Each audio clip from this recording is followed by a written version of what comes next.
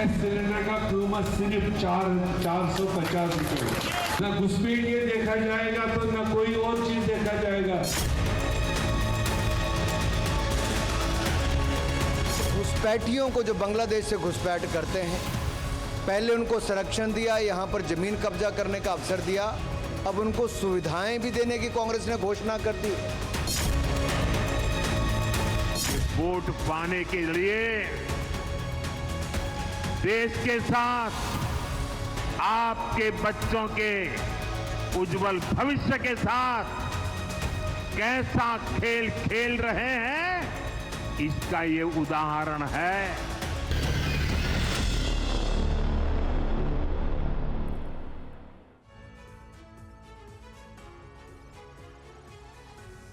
जी हां, घुसपैठियों को आखिर किसकी शय मिल रही है? घुसपैठी कितने, कहां से आए, किसका कर रहे हैं समर्थन, क्यों आए? ये तमाम सवाल लगातार झारखंड में चुनावी रैलियों में जोर शोर से उठाए जा रहे हैं। आज इसी की करेंगे पड़ताल। आपके साथ मैं हूं समीर अब्बास, मेरे साथ रवि मिश्रा भी मौजूद हैं। झारखंड में पहले चरण का चुनाव हो चुका है और आखिरी चरण का चुनाव 20 नवंबर को होना है। मतलब 5 दिन बाद चुनाव होना है, लेकिन राज्य में घुसपैठियों के मुद्दे पर सियासत तेज हो गई है। यह मुद्दा इसलिए गर्म है क्योंकि कांग्रेस के झारखंड चुनाव प्रभारी गुलाम अहमद मीर ने कहा कि सरकार बनने के बाद घुसपैठियों को भी 450 रुपए में सस्ता सिलेंडर दिया जाएगा। जी हां, कांग्रेस प्रभारी ने जैसे ही ये वादा किया, सियासी बवंडर मच गया। खुद प्रधानमंत्री मोदी ने इस मुद्दे पर कांग्रेस पर हमला बोला है। आखिर कांग्रेस के इस बयान के अर्थ क्या है, मायने क्या है, झारखंड में घुसपैठिए क्यों मुद्दा बने हुए हैं, इसी पर करेंगे बड़ी बहस। तमाम सवाल जवाब करेंगे और समझने की कोशिश करेंगे कि इस बयान के आने के बाद से झारखंड में किस तरह का सियासी भूचाल पैदा हो गया है। जी हां, दूसरे चरण के चुनावों से पहले झारखंड में यह बड़ा मुद्दा बनता नजर आ रहा है। झारखंड कांग्रेस प्रभारी गुलाम अहमद मीर के बयान पर पीएम मोदी का कांग्रेस पर हमला। वोट के लिए देश से खिलवाड़ किया जा रहा है। घुसपैठियों को सिलेंडर देने का वादा किया गया है। वोट के लिए सस्ता सिलेंडर का वादा कर रहे हैं कांग्रेस नेता, यह कहा पीएम मोदी ने। रोहिंग्या बांग्लादेशियों को सिलेंडर देने का वादा किया जा रहा है। महाराष्ट्र की जनसभा में भी कांग्रेस के इस रुख को लेकर सवाल उठाए हैं।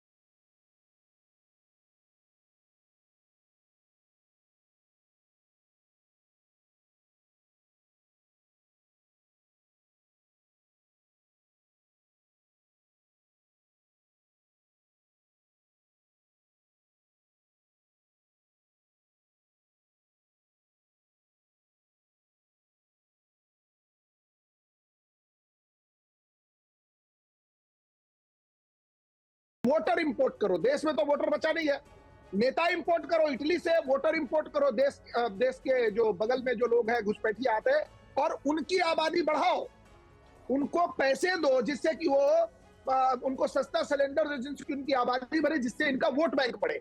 और ये पूरी राजनीति, अगर आप इसको मालेगांव में एक जो अभी बस्टिंग किया है ईडी ने और पुलिस ने एफआईआर किया है समीर जी, जिसमें यह पता चला है कि करीब 250 करोड़ रुपया मालेगांव में आया और वहां से ये बटा है।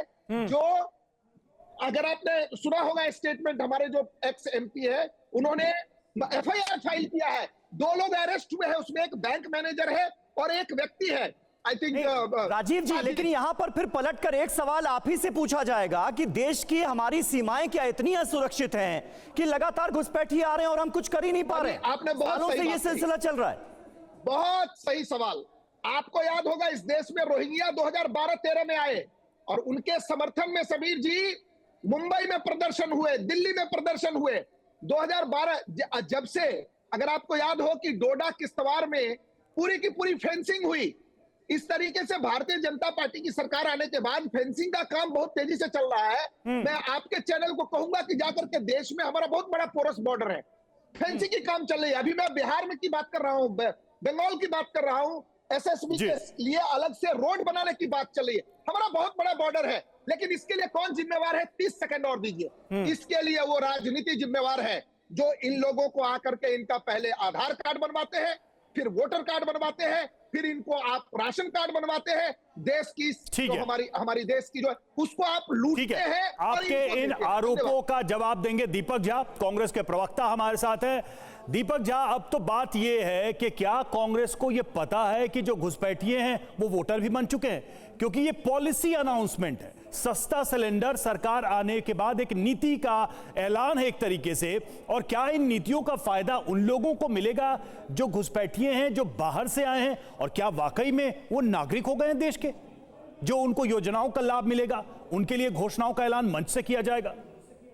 देखिए रवि जी, भाजपा की जो मानसिक दिवालियापन है ना, वो आज उजागर हो गया। भाजपा प्रवक्ता ने 2.5 से 3 मिनट बोला, लेकिन काम की कोई बात नहीं बोले। समीर भाई ने सवाल पूछा, जिस पर डिबेट है उस पर जो सवाल पूछेगा वो जवाब देंगे ना। बीच में मत बोलिए ना, चुपचाप रहिए, तमीज से बात करिए।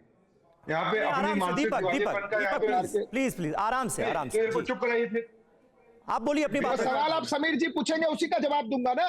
मैंने कहा, इन्होंने जवाब नहीं दिया कि भारत की सीमाओं के अंदर घुसपैठिए कहां से आते हैं, कैसे आते हैं। 2012 में बता दिया कि आए थे, तो 2014 से 2024 हो गया। 2024 तक नरेंद्र मोदी की सरकार है, ये घुसपैठियों को निकाल नहीं पाते भैया। पाकिस्तान में तिरंगा लहराने की बात करते हैं, लेकिन भारत से घुसपैठियों को निकाल नहीं सकते। कमाल के दोहरा चरित्र है। हेमंता विश्व शर्मा असम में चीख चीख के कह रहे थे घुसपैठियों को निकालेंगे। अरे असम में आपकी सरकार है, निकालिए ना।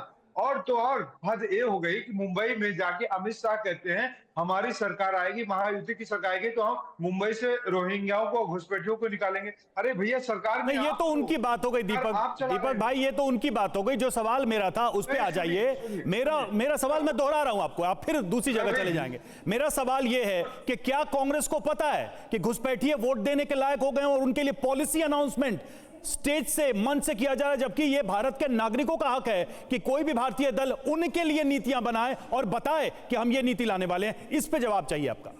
मैं रवि भाई उसी जवाब पे आ रहा हूं। आप सरकार से सुनिए, आप सरकार से पूछिए ना कि मुंबई में रोहिंग्या है, मुंबई में घुसपैठिए हैं, तो आपने अभी 3 सालों में दूर क्यों नहीं किया? 3 सालों से बीजेपी की सरकार है, महायुति की सरकार है, तो दूर क्यों नहीं किया? इसलिए आप सस्ता सिलेंडर का ऐलान कर रहे हैं। सुनिए, अब आपको सस्ता सिलेंडर की तो बात मैं कर रहा हूं। हम मध्य प्रदेश, छत्तीसगढ़, हिमाचल प्रदेश, राजस्थान, हर जगह सस्ता सिलेंडर की बात करते हैं, 400 में सिलेंडर देने की बात करते हैं।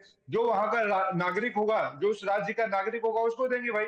बिल्कुल, हम तो इसलिए तो कहते हैं ना, बिल्कुल नागरिकों को देंगे, देश के नागरिकों को देंगे, टैक्स पेयर्स को देंगे, बिल्कुल देंगे। इसमें किसको आपत्ति है? घुसपैठिए उसमें शामिल है क्या? भाजपा को आपत्ति है। अब सवाल रवि भाई, बीच में बोलेंगे तो जवाब कैसे होगा?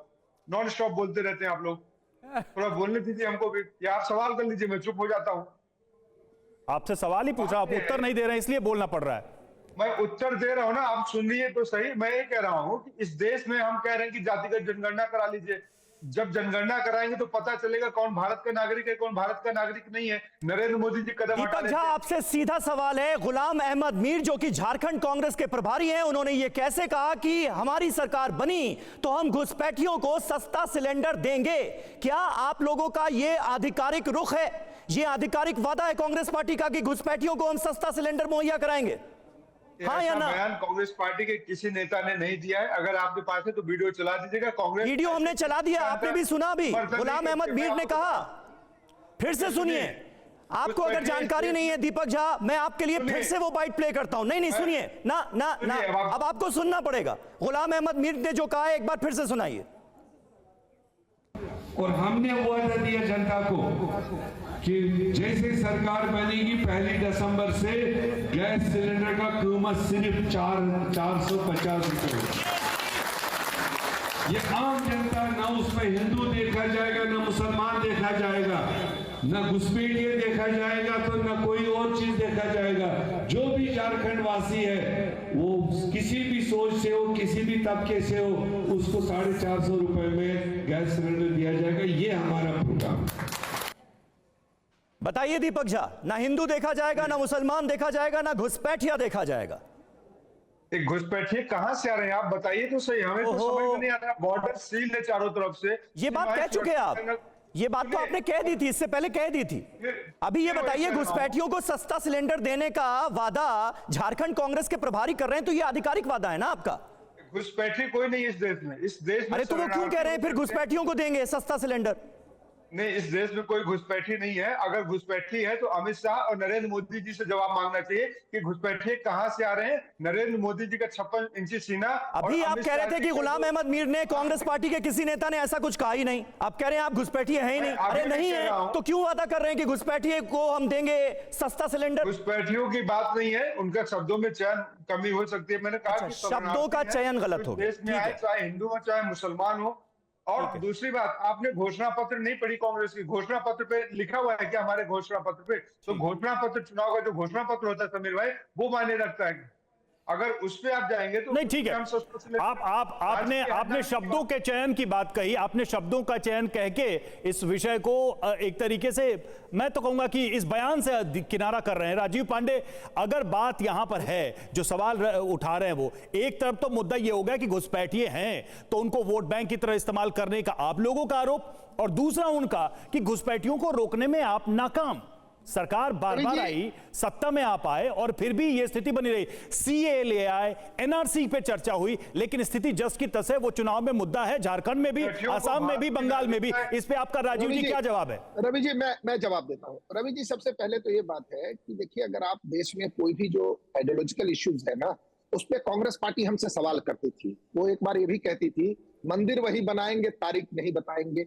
मंदिर बन गया, आर्टिकल 370 कब हटाएंगे, बन गया, हट गया। बीच में मैं कुछ और बात कर रहा हूँ, आपसे बात नहीं कर रहा हूं। मैं ऐसे लोगों से मैं रवि जी से बात कर रहा हूँ। आप अपना उत्तर दीजिए, कंप्लीट करिए अपनी बात। मैं रवि जी से बात कर रहा हूँ। रवि जी, तो दो विषय तो ये बताया, जितने भी आए, जो हम 1948 में बोलते थे वो हमने करके दिखाया।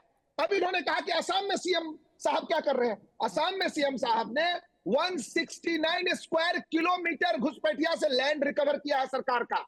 यही काम योगी आदित्यनाथ जी कर रहे हैं। अब आता हूं बात कि आखिर ये लोग दिला दीजिएगा। देखिए, हमारा इतना बड़ा देश है, हमारा इतना बड़ा देश है, जब हमारी आर्मी लगी हुई है, फिर भी जम्मू कश्मीर में भी इन्फिल्ट्रेशन होता है। ये कह देना कि हम पूरे देश में, हमारा 7,000 तो केवल कोस्टल है। अब आप सोच लीजिए, नेपाल के रास्ते लोग आ जाते थे। लेकिन आपको ये तो मानना पड़ेगा रवि जी, सबीर भाई, राजीव जी, 2014 एक लाइन, 2014 मई के बाद इस देश में आतंकवादी दिल्ली मुंबई पहुंच नहीं पाया। नहीं राजीव पांडे, मैंने इसको लेकर पॉलिसी बेस्ड सवाल किया। सीए की स्थिति में हमने देखा कि सरकार के सामने कितना बड़ा संकट आ गया।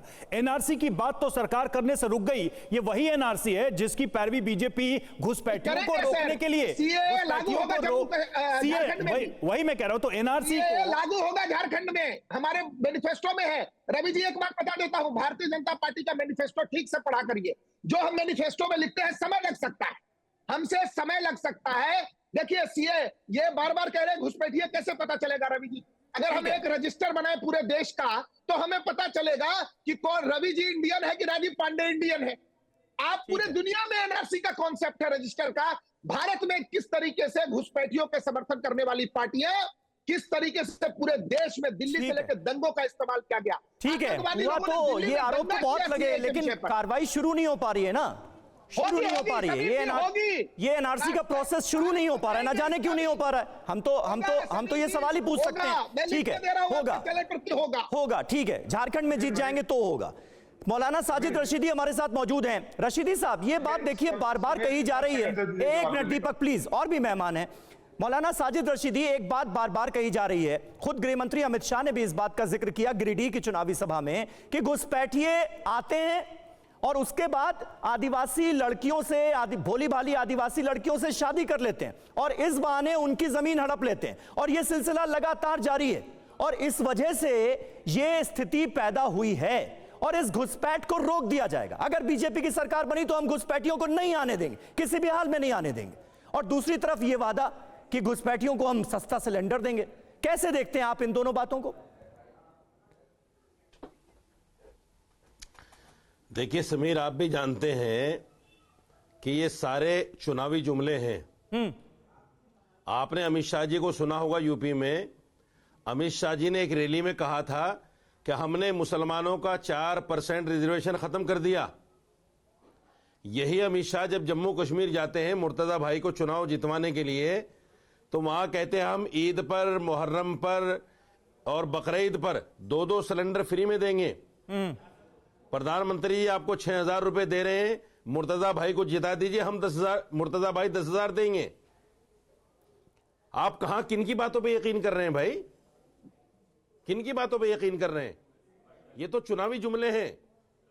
आपको याद होगा 15 लाख चुनावी जुमला था। अरे भाई, सवाल क्या था रशीदी साहब? ईद बकरीद पर मुसलमानों को सिलेंडर देंगे, ये वहीं आ रहा हूं सुनिए। घुसपैठियों को सिलेंडर सस्ता देंगे, मैं वहीं आ रहा हूं क्या? मैं वहीं आ रहा हूं, सुन तो लीजिए जी। मैं वहीं आ रहा हूं। बीजेपी के चुनावी जुमले बता दूं, फिर कांग्रेस के चुनावी जुमलों पे आ जाऊंगा। भाई 15 लाख चुनावी जुमला, 2 करोड़ नौकरियां चुनावी जुमला, काला धन चुनावी जुमला, बुलेट ट्रेन चुनावी जुमला, आपको तो पता ही है। ऐसे ये लोग कह रहे हैं कि भाई हम सबको सिलेंडर देंगे, चाहे वो तो आप ये कह रहे हैं कि ये वास्तविक मुद्दे नहीं है, चुनावी जुमला है। आप ये कह रहे हैं कि ये चुनावी जुमले हैं, वास्तविक मुद्दे नहीं है। अवधेश जी कुछ कहना चाह रहे हैं इस पर। अवधेश जी, बहुत फंडामेंटल क्वेश्चन है, क्या घुसपैठियों का? मेरी बात पूरी हो जाए। अरे मेरी बात पूरी हो जाए भाई, जल्दी करिए, दूसरा मेहमान। मेरी बात पूरी सुन लो मेरे भाई, ठीक है। ये गलत बात है। देखिए, हाँ ठीक है, देखिए असल बात क्या है, बीजेपी कश्मीरी पंडितों को और घुसपैठियों को, रोहिंग्या को मुद्दा बनाती है हर चुनाव में मुद्दा बनाती है, चाहे वो उपचुनाव हो या राज्य के चुनाव हो। लेकिन मुझे बताइए, 370 हटने के बाद क्या एक कश्मीरी पंडित वापस गया? कोई रोहिंग्या वापस गया? कोई घुसपैठिया वापस गया? नहीं गया।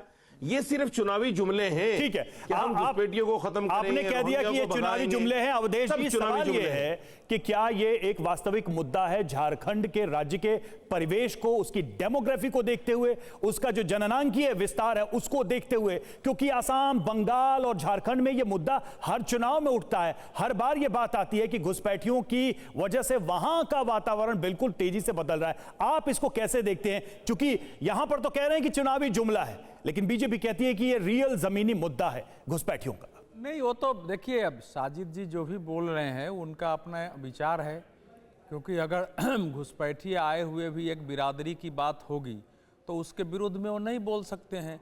घुसपैठ केवल चुनावी मुद्दा नहीं है। घुसपैठ के लेके इस देश में इतने बड़े आंदोलन हुए, 20 से 22 हजार लोग बलिदान चढ़े हैं, गोलियां चली हैं, कर्फ्यू लगी है, राष्ट्रपति शासन इस देश में लागू हुआ है, और क्या वो मुद्दा ही नहीं है?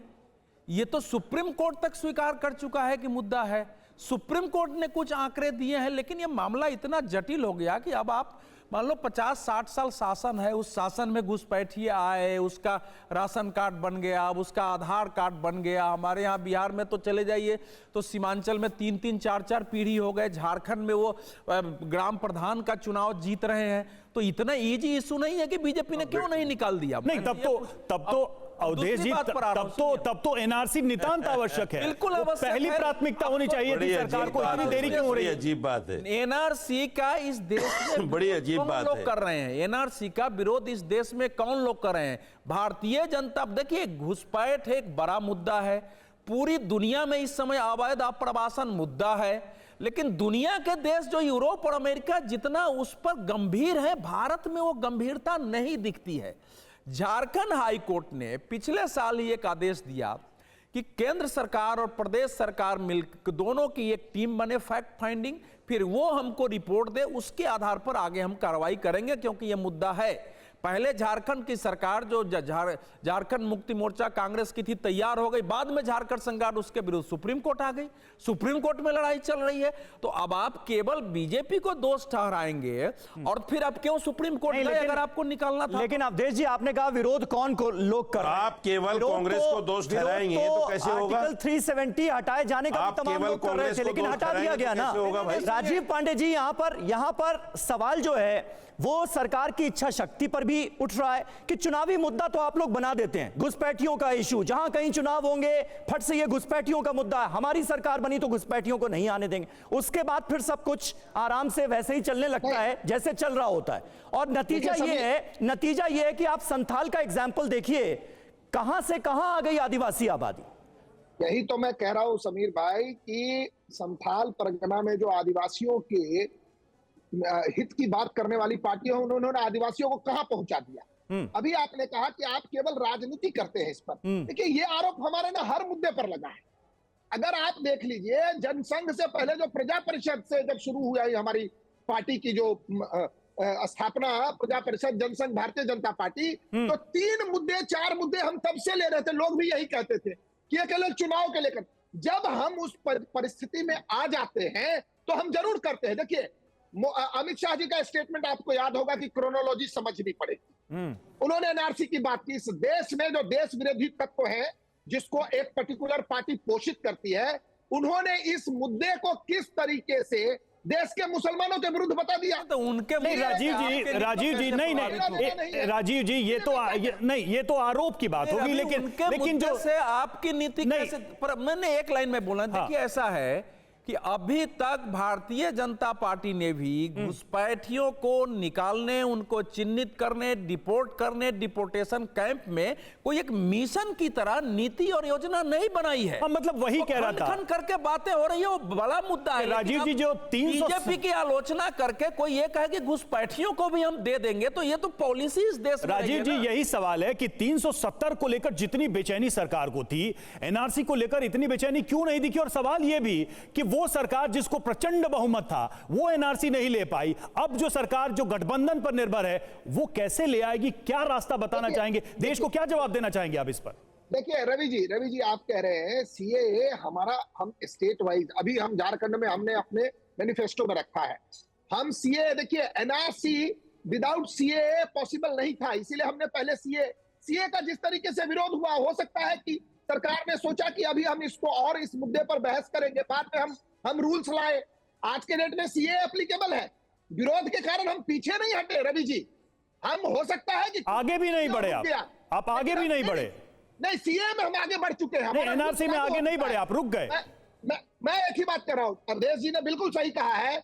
हम जब सुप्रीम कोर्ट गए, मैं खुद पिटिशनर था, जब रोहिंग्या को हटाने के लिए जम्मू में जो रोहिंग्या टेररिस्ट लोगों का जो कैंप है जहां से टेररिस्ट एक्टिविटी संचालित होती है, तो आपको मैं, एक बड़ा वकील है, उन्होंने पिटीशन लगा करके उस पर रोक लगवाई हुई है। मैं खुद उसमें पिटिशनर के लिए लॉयर था। ठीक है, देश में एक वर्ग है जो रोहिंग्या और बांग्लादेशियों के समर्थन के लिए कुछ भी करने को तैयार है। ठीक है, सीधा आरोप की रोहिंग्याओं का, बांग्लादेशी घुसपैठियों का समर्थन आपकी पार्टी को हासिल होता है दीपक झा। इसीलिए जब घुसपैठियों का जिक्र होता है तो बीजेपी, ठीक बात है, आप आरोप लगा सकते हैं कि भाई आप हमेशा बोलते हैं कुछ करते नहीं, लेकिन बोलते तो हैं, आप लोग तो चुप्पी साथ लेते हैं। देखिए समीर भाई, 55 गांव के बदले 112-15 गांव दे दिया किसको? बांग्लादेश को। ये किसने किया है? श्रीमान नरेंद्र मोदी जी के 56 इंची सीना ने कर दिया कि बांग्लादेश को हमारे गांव दे दिए गए, 110 से ज्यादा गांव दे दिए, बदले में क्या मिला? 55 गांव। तो ये भाजपा ऐसा दोहरा स्टैंड करती है। भाजपा ने घुसपैठियों को, शरणार्थियों को भारतीय नागरिकता दे दिया, तो घुसपैठियों का धर्म क्या है, जाति क्या है, तो भाजपा को बताना पड़ेगा, नरेंद्र मोदी जी को बताना पड़ेगा। हम तो कहते हैं कि इस देश में जातिगत जनगणना हो, इस देश का नागरिक रजिस्टर बने कि कौन किस देश का है, कौन कहां से आया हुआ है। तो ये तो हमारा सवाल दीपक, है। मुझे लगता है थोड़ा सा कॉन्सेप्ट जो है वो समझ लीजिए। आप एक लाइन में घुसपैठियों शरणार्थियों बोल जाते हैं, दोनों में कितना फर्क है ये आप समझते हैं या नहीं समझते हैं? ये नरेंद्र मोदी, सुनिए, ये नरेंद्र मोदी जी ने ही देश में घुसपैठी और शरणार्थी बनाया है, ये इनके ही शब्द हैं। अरे घुसपैठियों और शरणार्थियों में फर्क है ना दीपक झा, ये तो समझते हैं ना। सुनिए समीर भाई, तो आप देवेंद्र फडणवीस से एक सवाल करिए। देवेंद्र फडणवीस जी ने बहुत अभी बयान दिया कि हम पाकिस्तान में तिरंगा लहराएंगे अगर मुंबई में हमारी सरकार आ गई महाराष्ट्र में। क्यों भाई, अभी भारत में नहीं दीपक जी देखिए, आप विषयांतर हो रहे हैं। दीपक भाई आप विषयांतर हो रहे हैं। अच्छा चलिए, मैं एक बहुत स्पष्ट सवाल करता हूं, हो सकता है आपको भी सहूलियत हो जवाब देने में। देश से उस देश में जितने घुसपैठी हैं, इल्लीगल तरीके से घुसे हुए लोग हैं, जैसे भी घुस गए हों, चलिए घुस गए, उनको निकालने के लिए क्या आप जो सरकार है मौजूदा उसका समर्थन करेगी कांग्रेस? क्या उनके खिलाफ सख्त नीति लाने के पक्ष में है? क्या एनआरसी इस देश में आना चाहिए? घुसपैठियों की एंट्री और जो आए हैं उनको वापस भेजने पर कांग्रेस सहमत है? सीधा तो सवाल है। सीधा सवाल का सीधा जवाब है। अगर सरकार की नीयत साफ है, सरकार इस देश से घुसपैठियों को निकालना चाहती है, उनकी पहचान करना चाहती है, तो एक प्रपोजल लाएं और उसके साथ हम सरकार को सपोर्ट। तो फिर तो आप सस्ता सिलेंडर दे रहे हैं घुसपैठियों को दूसरी तरफ, यही तो दिक्कत आ रही है। देखिए रवि भाई, दिक्कत क्या है, मंशा क्या है भाजपा की? इन्होंने आपकी मंशा क्या है ये समझ आइए ना। भाजपा की मंशा वो बताएंगे, आप अपनी मंशा बताइए। हमारी मंशा है कि इस देश में कोई घुसपैठिया नहीं होना चाहिए। हमारी मंशा है जो भी इस देश में घुसपैठी उनको सरकार बाहर निकाल के तुरंत फेंक दे। हमारी मंशा है कि सरकार जिस कम्युनिटी से, जिस धर्म से, जिस मज़हब से नफरत करती है उसको इस देश से बाहर निकाल दे। सरकार ये तो गाली दे रहे हैं ना। ठीक है मौलाना साजिद रशीदी, क्या आप ये मानते हैं कि ये एक समस्या है? रोहिंग्याज जो आ रहे हैं यहां पर हमारे देश में, जो बांग्लादेशी घुसपैठी आ रहे हैं, ये एक बड़ी समस्या है। जगह जगह जिस तरह के बदलाव हुए हैं वो साफ तौर पर इस तरफ इशारा करता है। क्या इस पूरी समस्या से ही आंखें मूंद लेना ये ठीक होगा, जो आपके बयानों में मुझे कई बार नजर आता है? देखिए समीर भाई, एक मिनट, रशीदी साहब से सवाल था, बहुत ध्यान से वो आपको सुन रहे थे जी। समीर भाई एक बात अच्छी तरह समझ लीजिए, घुसपैठिए मुद्दा है, इसमें कोई दो राय नहीं है, बिल्कुल मुद्दा है। लेकिन इससे भी बड़ा मुद्दा यह है कि जब घुसपैठिए अंदर आते हैं, उनका राशन कार्ड कौन बनाता है, उनका पहचान पत्र कौन बनाता है, उनका आधार कार्ड कौन बनाता है, उनका पैन कार्ड कौन बनाता है, उनका पासपोर्ट कौन बनाता है, उससे भी बड़ा मुद्दा यह है। और इससे भी बड़ा मुद्दा यह है कि वो घुसपैठिए जिस रास्ते से आते हैं, क्या वहां हमारी मिलिट्री फोर्सेस नाकाम है, आने देती हैं, या वो भी कहीं ना कहीं 20, 50, 100, 200 रुपए लेकर जो है उनको रास्ता दे देते हैं कि चलो भाई। नहीं ये बड़े अहम मुद्दे हैं। नहीं जो पर सरकार को सोचने की बात है। देखिए, जिस बात का कोई आधार ना हो उसको इस तरह से हम नहीं कह सकते, लेकिन हाँ इतना जरूर है अवधेश जी कि घुसपैठिए जो है उसकी समस्या। रवि आपके अंदर एक कमी पता क्या है? रवि आपके अंदर एक कमी है, आप चीज को समझे बगैर आगे बढ़ जाते हो। आपके अंदर बहुत बड़ी कमी है ये, आप समझते नहीं उस चीज को। नहीं आप अपने सवाल करने में लग जाते हो, हम वो बयान आप चीज की गंभीरता को नहीं समझते। सर एक मिनट की में उसकी गंभीरता खत्म कर देते हो। अरे भाई कैसे पत्रकार हो आप? सेना को लेकर जिस आप समझना नहीं चाहते चीजों को, आप पत्रकारिता पर चीजों को समझना नहीं चाहते। नहीं वो मुझे आपसे बुलाते क्यों है भाई? मुझे आप बुलाते क्यों है? इतना ही कहना है। जब एक मिनट में इस बात को काट देते हैं, नहीं उसको गंभीरता से नहीं लेंगे आप सेना को लेकर कह रहे हैं, आप बड़े जर्नलिस्ट बनना चाहते हैं। नहीं आपने बाकी आपकी बातें सुनी। अरे उसको हाँ मैं कह रहा हूं, सुनिए हमने। सुनिए क्यों कह रहा हूं, पूछे मुझसे क्यों कह रहा हूं मैं। अरे मुझसे पूछे मैं क्यों कह रहा हूं, पूछे मुझसे मैं क्यों कह रहा हूं। आप आसाम में चले जाइए, बांग्लादेश का जो बॉर्डर लगता है, 50-50 रुपए देके अंदर आते हैं लोग। सबूत है मेरे पास इसके। क्या बात करते हैं आप, बिना वजह बोल जाते हैं कुछ भी। आप उन चीजों को समझना नहीं चाहते, उन चीजों को जानना नहीं चाहते। अरे असल जो बीमारी है जहां से पैदा हुई है उसको खत्म करना चाहिए ना। सुनिए साजिद रशीद, धैर्य रखिए आप भी, हमने सुना आपको। आप मुद्दे की गंभीरता को एक मिनट रशीदी साहब गंभीरता से सुना मैंने आपको। सुनिए आप मेरी बात सुन लीजिए। आप सेना पर आप जिस तरह की बात कर रहे हैं, गंभीरता से सुन लीजिए मेरी बात को खत्म कर दिया। नहीं आप सेना पर ऐसे आरोप लगाएंगे तो हमें रोकना पड़ेगा आपको। आपने सुन लिया, आपको बात। और ये आरोप अगर आप, मैं कह रहा हूं आपसे ज्यादा सेना की सबूतों के साथ आइए। किसी का बयान, इस तरह का बयान हम टीवी 9 पर नहीं ले सकते सर। सेना के खिलाफ इस तरह के आरोप निराधार अगर है, कोई सबूत नहीं है, सिर्फ बयान देने के लिए अगर बयान दे रहे हैं तो मैं नहीं ले सकता। माफ कीजिए इसके लिए, माफ कीजिए। सेना पर ऐसे बयान आप दे रहे हैं, माफ कीजिए सर, हम यहां इंडोर्स नहीं कर सकते आपको। धन्यवाद आपका बहुत बहुत इस डिबेट में। कवरेज जी, एक आखिरी कमेंट मैं कह रहा हूं कि देखिए बात सेना तक पहुंचा दी गई, मुद्दा है एनआरसी का, घुसपैठ का, लेकिन देखिए कितने गंभीर आरोप। हम समझ सकते हैं कि इस मुद्दे को लेकर लोग कहां तक जा सकते हैं। नहीं तो ये तो यूपीए सरकार ने 2004 में पार्लियामेंट में स्टेटमेंट दिया कि कम से कम 1 करोड़ 20 लाख हमारे यहां घुसपैठी हैं, जिसमें असम और झारखंड में सबसे ज्यादा है। ये तो स्टेटमेंट था, उस नीति पर कोई आगे नहीं बढ़ा है। और इस समय मैं तो पूछ रहा हूं, पॉलिटिकल पार्टियां, बीजेपी को तो एक पॉलिसी बनाना, उसके लिए संघर्ष करना, बीजेपी के सत्ता में आने के पीछे घुसपैठियों का मुद्दा भी एक कारण रहा है। असम में जो जनाधार बढ़ा है, असम गण परिषद बीजेपी का, उसके पीछे बड़ा कारण है। झारखंड में एक बड़ा कारण है, लेकिन निदान के लिए सीरियसनेस नहीं है। लेकिन विपक्ष की पार्टियां ये कहा कि बीजेपी क्यों नहीं निकाल रही है। क्या रोहिंग्या, कोई सीरियस नहीं है। रोहिंग्या वहां से आकर के जम्मू में कौन बसा देता है रोहिंग्याओं को, मुंबई में कौन बसा देता है, हैदराबाद में कैसे पहुंच जाते हैं बांग्लादेशी घुसपैठिए। और साजिद रशीद जी जो बात कर रहे हैं, उन घुसपैठियों को अपनी बिरादरी में नमाज में शामिल करना, उनको सहयोग करना, यहां तक कि यहां के दादागिरी जो मुसलमान है उनसे क्राइम करवाना, उनसे पत्थर फेंकवाना, सब काम करते हैं। से दूसरे डायरेक्शन में चली जाएगी। एक पूरी कमेटी को आप कटघरे में नहीं करा सकते। ये मैटर जो है, जो मुद्दा है वो घुसपैठियों का, झारखंड में घुसपैठियों का है और बीजेपी को क्लियर कट पॉलिसी लेके आनी पड़ेगी। ठीक है, पॉलिसी लेकर आनी पड़ेगी, लेकिन देखना ये होगा, क्योंकि चुनावों के दौरान तो बहुत कुछ कहा जाता है, लेकिन चुनावों के बाद उस पर अमल नहीं किया जाता। ये भी एक बड़ा मुद्दा है।